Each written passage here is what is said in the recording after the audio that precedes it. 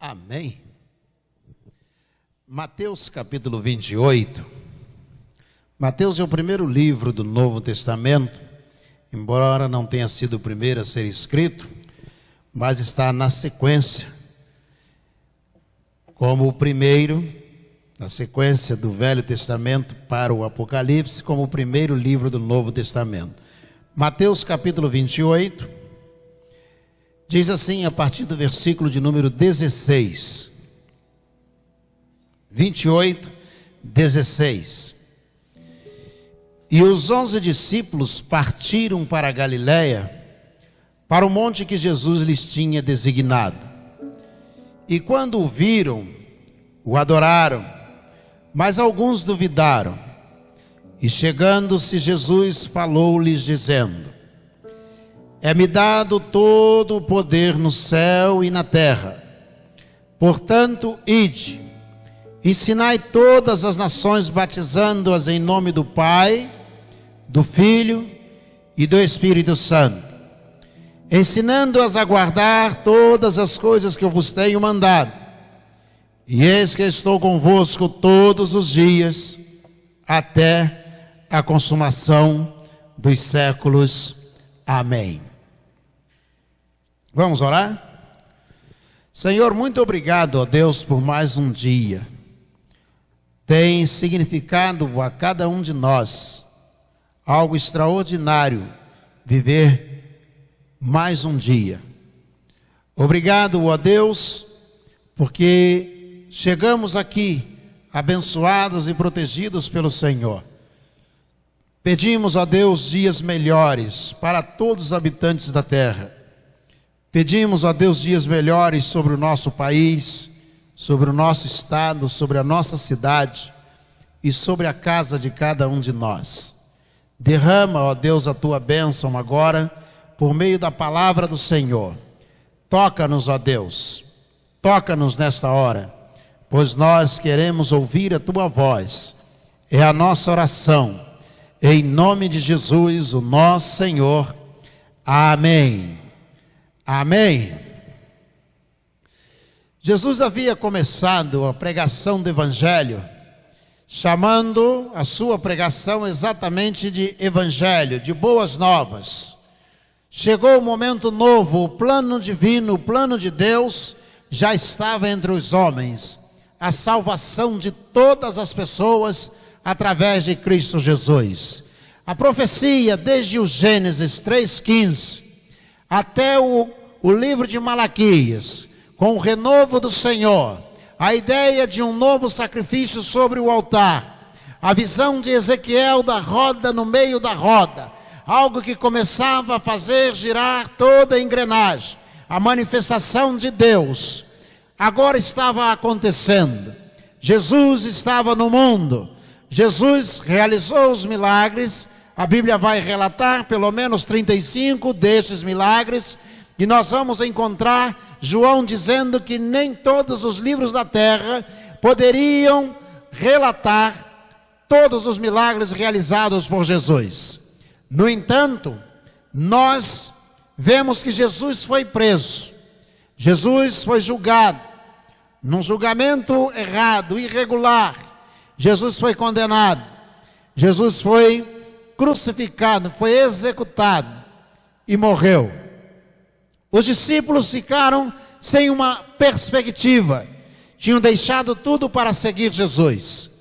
E quando a gente abre mão da vida da gente para seguir Jesus, a gente espera que essa caminhada que foi instaurada, ela possa continuar até o final da nossa vida. Só que os discípulos experimentaram uma realidade diferente. Eles estão percebendo que Jesus está morto. Eles voltam a pescar. Jesus ressurreto aparece a eles.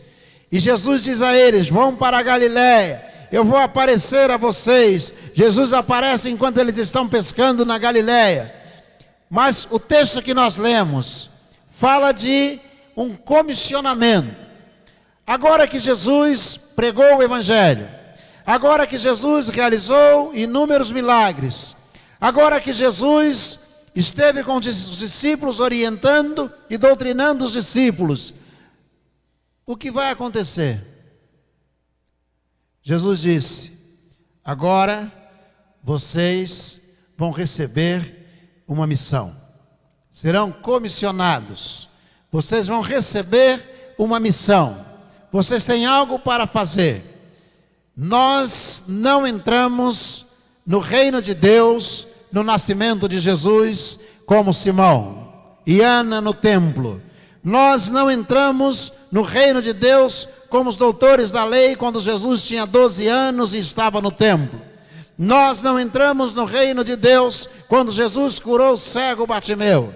Nós não entramos no reino de Deus quando Jesus instituiu o apostolado e separou os apóstolos. Nós não entramos no reino de Deus quando Jesus estava preso. Nós não entramos no reino de Deus quando Jesus foi condenado e os discípulos se dispersaram. Nós não entramos no reino de Deus quando Jesus estava ressuscitando e comissionando. Mas nós fomos alcançados pela comissão. Isso mesmo. Os discípulos estão esperando que Jesus diga a eles o que é que eles vão fazer. O que é que nós vamos realizar? Agora que o Senhor instituiu a igreja, o que é que a gente faz? Jesus disse: vão e preguem o evangelho. Jesus vai dizer aos discípulos que eles têm uma missão. E todo aquele que entra no reino de Deus tem uma missão.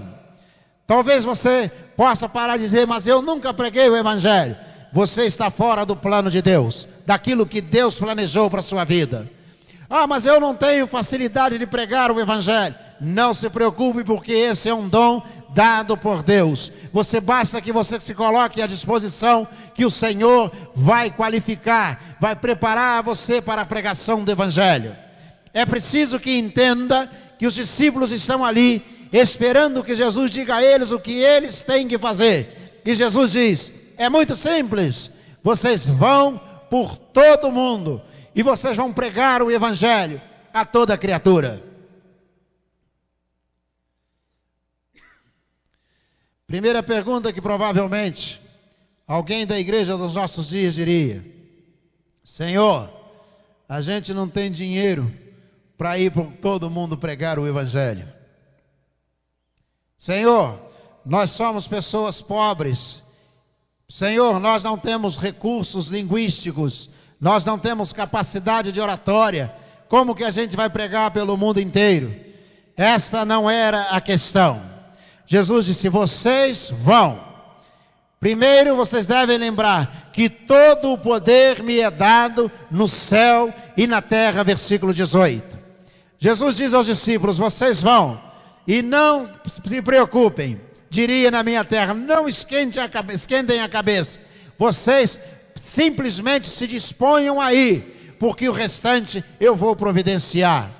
Eu tenho visto isso na pregação do evangelho com um pequeno grupo multiplicador aos sábados, no evangelismo pessoal na rua, junto com o grupo. Nós olhamos e pensamos: ninguém vai parar. Quem vai querer entrar no templo num sábado à tarde para receber uma oração, para ser evangelizado? Saiba você que o templo fica cheio de gente que está passando na calçada e que, ao ser evangelizado, entra, recebe a oração, ouve a palavra de Deus, ouve a pregação da palavra de Deus. Sabe por quê? Porque Jesus está dizendo: todo o poder me é dado, é Ele quem vai agir, é Ele quem vai operar, seja a circunstância que for. Nós vivemos sob o poder de Deus. Nós fomos chamados para viver não sob a égide de uma sociedade tecnológica, não sob o know-how de uma comunidade científica. Nós fomos chamados para viver sob o poder de Deus. Jesus está dizendo aos discípulos: em primeiro lugar, eu quero que vocês saibam que vocês vão, mas vocês vão porque todo o poder me é dado no céu e na terra. Eu vou cuidar de vocês, eu vou providenciar as coisas, sou eu quem vai abençoar vocês. Se você é crente e está contando com alguma outra fonte, está contando com solução que venha de algum outro lugar, eu quero dizer a você: você está errado. Porque Jesus está dizendo: todo poder. Você sabe o que é todo? Todo quer dizer que não sobrou poder algum fora de Jesus. Ele está dizendo: todo poder me é dado. Tudo está na mão dele, tudo está concentrado, porque a Bíblia, a palavra de Deus, em João capítulo 1 diz: tudo foi feito por ele, e para ele, e sem ele, nada do que foi feito se fez. Tudo é dele, tudo pertence a ele. Então nós somos comissionados para pregar o Evangelho, e não podemos esquecer que o resultado será produzido por Jesus Cristo, nosso Senhor e Salvador. Você já evangelizou o seu pai, o seu filho, o seu vizinho, o seu amigo? Ah, mas ele tem o coração duro. Não importa, o resultado será produzido pelo Espírito Santo de Deus, será produzido por Jesus Cristo, nosso Senhor. Você já orou pela conversão de alguém? Ah, mas ele não quer saber do Evangelho. Não importa, o resultado será produzido pelo reino de Deus, por Jesus Cristo, nosso Senhor. Ele está dizendo aos discípulos: vão, mas não esqueçam, todo o poder me é dado no céu e na terra. Vão por todo mundo. Em segundo lugar, Jesus, nós vamos até onde? Jesus disse: por todo mundo. Eu me lembro de Ricardo Gondim contando uma história. Ele diz: imagine, por exemplo, no dia de hoje, Jesus no programa do Jô Soares. Ele apresenta, a banda toca a música, Jesus entra e senta, dizia Gondim. E ele senta e Jô Soares diz: hoje nós estamos recebendo aqui Jesus. Todo mundo aplaude. Jesus diante dele. Jô Soares perguntaria: Jesus, é verdade que você tem um plano? Sim, tenho. E que o seu plano é alcançar o mundo inteiro? Disse: sim, o meu plano é alcançar o mundo inteiro. E como que você vai alcançar o mundo inteiro? E aí diz Gondim, e aí Jesus se ajeita no banco e diz: eu separei 12 homens, na verdade 11 deles, porque um deles vai suicidar. 11 homens para alcançar o mundo inteiro. Eles são especialistas em marketing. E Jesus diria: não, Jô. Eles são especialistas em propaganda? Disse: não, Jô. Eles são administradores de empresas? Esses 12 homens? Disse: não. E como que eles são? Ah, eles são alguns analfabetos, outros eles são bem rudes, bem pobres. E você vai alcançar o mundo inteiro com esses 12 homens? E Jesus olha e diz: vou alcançar o mundo todo com esses 12 homens. Certamente qualquer analista, qualquer professor universitário, qualquer pessoa que controle estatística, qualquer pessoa que controle resultado, que é um dos princípios da administração moderna, o controle de resultados, certamente olharia com desdém para Jesus e diria: coitado, ele é louco. Vai alcançar o mundo inteiro com 12 analfabetos, pobres, sem dinheiro. Sabe por que o Evangelho chegou até aqui? Porque Jesus está dizendo aos discípulos: vão por todo o mundo, mas não esqueçam que eu tenho todo o poder no céu e na terra. Quem aceitou Jesus sabe do que estou falando. Quem entregou a vida a Jesus e está acostumado à oração sabe do que eu estou falando. Quantas coisas aparentemente impossíveis, que você disse a alguém: eu estou orando, e a pessoa olha para você e diz: isso nunca vai acontecer. E você diz: vai sim, eu estou pedindo a Jesus, isso não vai acontecer. E aí de repente a resposta à sua oração vem, chega, e aí você dá o testemunho e a pessoa fica te olhando, pasma, abismada, dizendo: mas como que isso aconteceu? Foi Jesus, foi o Senhor Jesus. É resposta de oração, porque Ele disse: todo o poder está nas minhas mãos. E nós vivemos por este poder, nós vivemos pela resposta de oração, pela manifestação do poder de Deus. E é por isso que a gente deve pregar o Evangelho o tempo todo. Devemos pregar e anunciar e testemunhar o tempo todo e falar de Jesus o tempo todo, porque o resultado será produzido pela manifestação do Espírito Santo de Deus. Você crê nisto?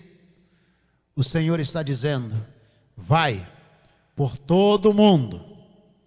Pouco tempo depois, o Evangelho já havia alcançado os 4 quadrantes da terra conhecida naqueles dias. Não havia chegado aos visigodos, ostrogodos e aos francos, que posteriormente foram alcançados também. Em 410, o Evangelho já havia chegado a todos os cantos da terra. 4 séculos depois, o que Jesus havia dito aos discípulos já havia acontecido. Vão por todo o mundo, todos os cantos da terra. E os discípulos estão olhando para Jesus e Jesus disse: e vocês vão batizar em nome do Pai, do Filho e do Espírito Santo. E vocês vão ensinar a eles todas as coisas que eu vos tenho mandado. Para analisar, não há alguma coisa fora do seu lugar? O papel da igreja é evangelizar e doutrinar, batizar e doutrinar. Este é o papel da igreja. Nós invertemos essa realidade, achando que o papel da igreja é se reunir e cantar, é reunir e levantar as mãos. Não, a missão da igreja é evangelizar, batizar e doutrinar a pessoa, ensinar a ela todas as coisas que Jesus tem ensinado. Esse é o papel da igreja. E por último, Jesus diz aos discípulos: podem ir. Eu imagino a cena, os discípulos parados, olhando para Jesus, meio que alquebrados, tentando se afastar, meio desconfiados, e Jesus diz: para aí, só um minutinho, esperem aí. E aí eles param e Jesus diz: mas tem uma coisa que eu quero que vocês saibam. E o que é, Senhor? Eis que eu estou convosco todos os dias. Você já pensou? Todos os dias. Jesus está dizendo: olha aqui, Pedro, eu estou com você, eu estou contigo todos os dias. Se você for preso, eu estarei contigo. Se você for crucificado de cabeça para baixo, eu estarei contigo. Olha aqui, eu quero dizer a você, Tiago, se você for traspassado pela espada, eu quero dizer a você que eu estarei contigo. Eu quero dizer que quando cerrarem vocês na prisão, lançarem vocês na prisão, eu estarei com vocês, convosco. Nós estaremos juntos. Jesus está dizendo: ser cristão é permitir que eu esteja em você. Tem gente que acha que ser cristão é ser membro de uma denominação religiosa. Conversava esses dias com um colega e ele disse assim: Celso, mas vocês evangélicos não respeitam a minha igreja. E eu disse a ele: mas eu nem sabia que você tinha uma igreja. E ele falou qual era a religião, a denominação religiosa. E eu disse a ele: fulano, ele é de outro estado. E eu disse a ele: fulano, a igreja de Jesus é uma só. Jesus não tem 2 igrejas no planeta Terra. Jesus não tem 2 igrejas espalhadas sobre a face da terra. É uma só. Nós colocamos nomes, nós chamamos de denominação religiosa. Nós colocamos o nome na nossa denominação da parte que compõe o todo da igreja do Senhor Jesus. Não importa qual seja a denominação. Se alguém aceitou Jesus e foi batizado, se arrependeu dos seus pecados e foi batizado, se tornou uma nova criatura, ele faz parte da igreja de Jesus, onde quer que ele esteja. Não importa a denominação religiosa. Batista é uma denominação, é um nome que foi dado a esse segmento da igreja do Senhor Jesus. E aí ele disse: então quer dizer que a minha igreja. E eu disse a ele: você não, já te disse que você não tem igreja? E ele disse: o grupo religioso que eu faço parte. Eu disse: denominação religiosa? Ele disse: eu posso pertencer ao Senhor? Eu disse: você aceitou Jesus, entregou a vida, confessou os seus pecados e mudou de vida. Ele falou: mudar de vida eu acho que eu não mudei muito não. Eu disse a ele: é condição. O apóstolo Paulo disse: pelo que se alguém está em Cristo, nova criatura é. Aí ele me disse: mas isso está onde? Eu disse: em Coríntios. E aí ele disse: mas tem na minha Bíblia?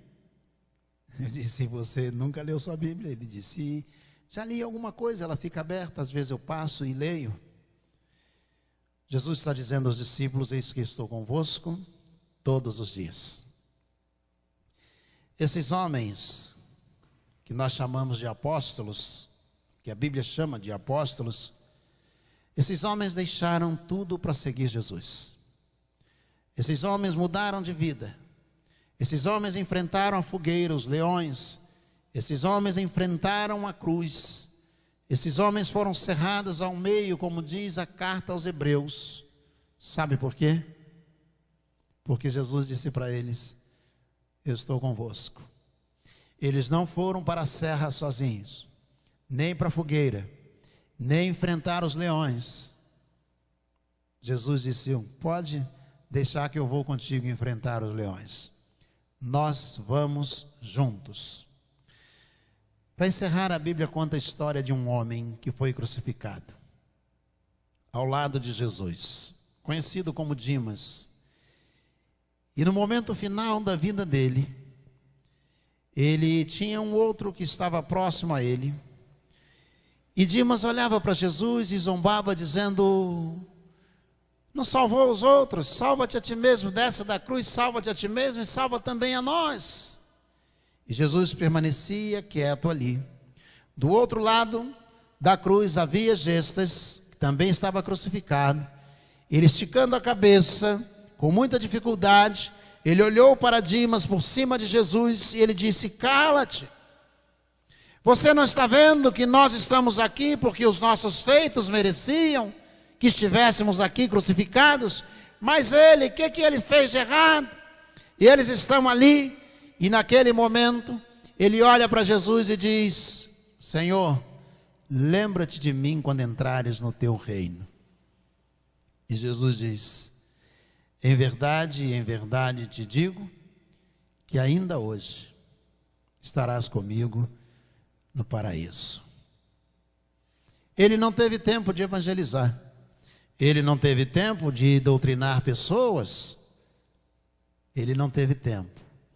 Mas eu tenho 40 anos de vida cristã. E você tem também, você que está em casa assistindo. Você também tem tempo. Não importa. Evangelize, fale de Jesus, dê bom testemunho, leve pessoas a Cristo.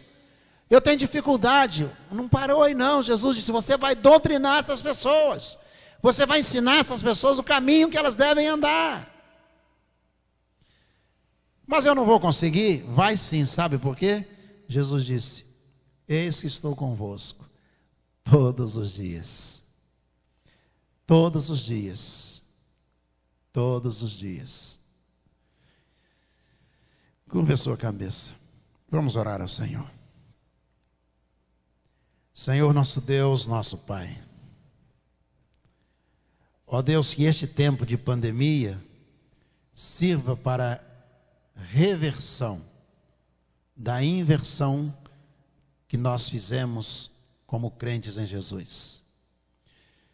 Ó Deus, reduzimos a igreja do Senhor às reuniões onde cantamos, batemos palmas, onde levantamos as nossas mãos, fazemos reuniões, refeições juntos e viagens juntos.